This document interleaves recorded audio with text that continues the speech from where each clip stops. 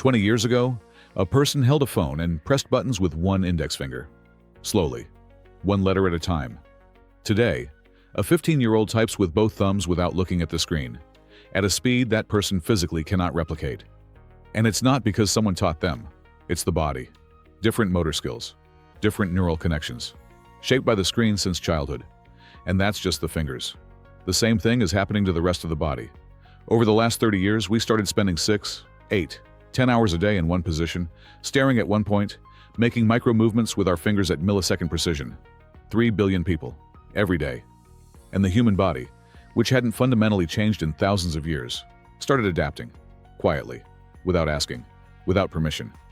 This video is about what happens to a person who spends thousands of hours in front of a screen. What gets better? What breaks down? And where this might lead in 100, 200, 1,000 years. Let's start with the hands. In 2005, a few pro players in Halo 2 started holding the controller differently. Index finger bent like a hook over the face buttons, thumb on the stick, middle finger on the trigger. They called it the claw grip. Looks weird, hurts for the first few weeks. But it gives you an edge. You can aim, move, and press buttons at the same time. In a game where milliseconds decide everything, that's the difference between winning and losing. In 2005, a handful of people did this. Now watch any Fortnite or Call of Duty tournament. Half the players hold the controller in a way the manufacturer never intended. And then, the same thing came to phones.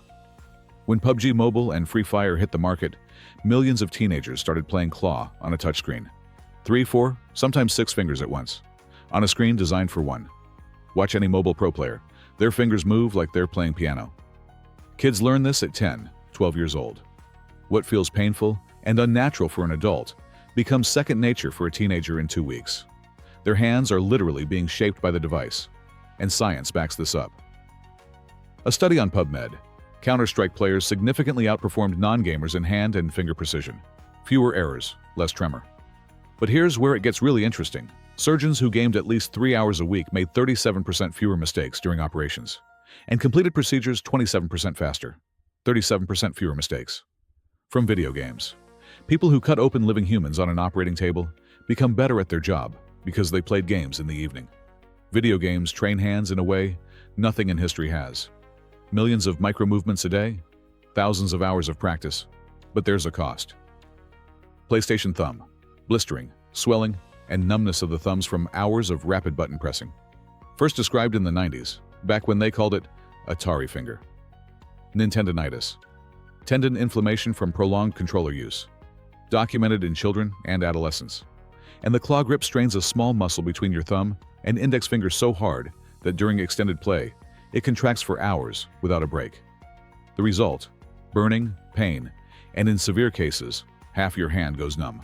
The controller makes your fingers better and simultaneously breaks them. But hands are just the beginning. Let's go higher. To the brain. Scientists at the Max Planck Institute in Berlin ran an experiment. They took a group of adults and asked them to play Super Mario 64 for 30 minutes a day over 2 months. Then they did an MRI. The result, increased gray matter in 3 regions of the brain. The hippocampus, that's memory and navigation. The prefrontal cortex, that's planning and decision-making. The cerebellum, that's motor skills and coordination, from playing Mario. 30 minutes a day. The brain literally grew new neural connections because a person was jumping across platforms in a video game. And it works even in older people. The same experiment was repeated with people aged 55 to 75. 6 months of Super Mario 64. The hippocampus grew. This matters because hippocampal shrinkage is one of the markers of Alzheimer's, a video game potentially slowing a process that destroys the memory of millions. Next, reaction speed. University of Rochester. Gamers make decisions faster, without sacrificing accuracy. Their brains collect information more efficiently and understand what's happening around them sooner. Pro gamers react in 100 to 250 milliseconds. The average person, 300 to 500. A difference you can't see, but your brain feels every time. But there's a flip side. Action gamers, those who play shooters, have reduced gray matter in the hippocampus. The same hippocampus that grows from 3D platformers. Different genres, different effects. One type of game builds, another may tear down. The brain doesn't simply get better from games. It restructures, it strengthens what it uses and weakens what it doesn't. Like a muscle. Train it. It grows. Neglect it. It atrophies. Now let's go lower, to the spine. Sit up straight. Seriously, right now. Straighten your back. Feel how unnatural that is? That's the problem. A human head weighs about 11 pounds. Tilt it forward 15 degrees. The load on your neck jumps to 27 pounds. At 30 degrees, 40 pounds. At 45, almost 50. You walk around all day with a 50-pound weight on your neck and don't even notice. Teenagers now spend 8 or more hours a day in front of screens. 8 hours. That's more than sleep, more than school, more than anything else in their lives. And their spines are forming in that position. Now, the eyes. Myopia. Nearsightedness. 30% of the world's population right now. The projection for 2050, 50%. Half of humanity will see blurry in the distance. Here's the detail that explains a lot. Children who became nearsighted spent just 1 to 2 hours less outdoors per week. Not per day. Per week. 1 to 2 hours of difference and your eyes change forever. Why? Natural light stimulates dopamine production in the retina, which slows the growth of the eyeball. Less sunlight, the eyeball grows more than it should, and distance becomes a blur. We are literally moving toward creatures that can only see what's close. Okay, we've covered what's happening now. Hands are becoming more precise but breaking down. The brain restructures, but selectively. The spine deforms. The eyes adapt for close range. Now let's think further, much further. Evolution isn't what you see in movies. Humans don't mutate in a single generation. Biological evolution works on scales of tens of thousands of years. But there's another type of change, plasticity. The body changes within a single lifetime, adjusting to its environment. And these changes shape how the next generation lives, moves, and develops. A medieval blacksmith had hands you wouldn't recognize.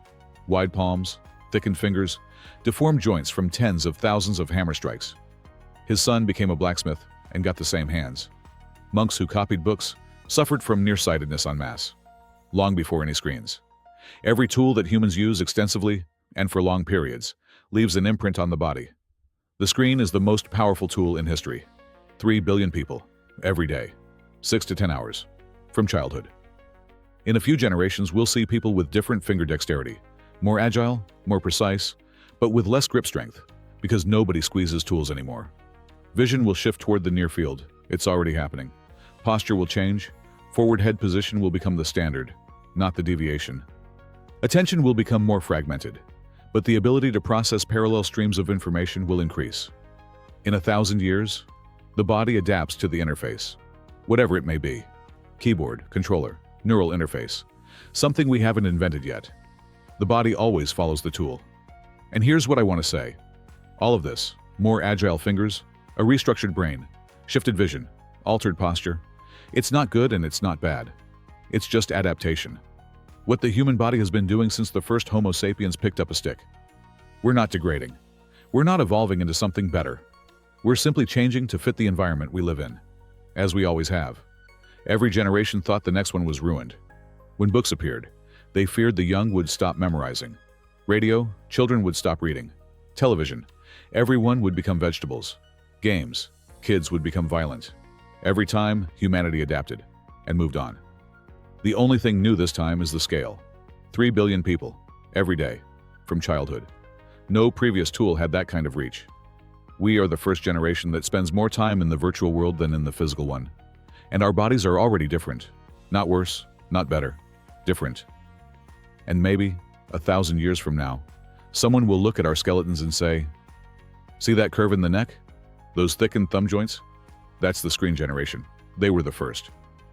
Your body is already changing, right now, while you're watching this video. And that's okay. It's just our path. If you enjoyed this video, subscribe to the channel. I do breakdowns like this every week. Let me know in the comments. Have you noticed changes in your body from screens? Maybe the claw grip, maybe your vision, maybe your posture. I'd love to hear your stories. See you next time.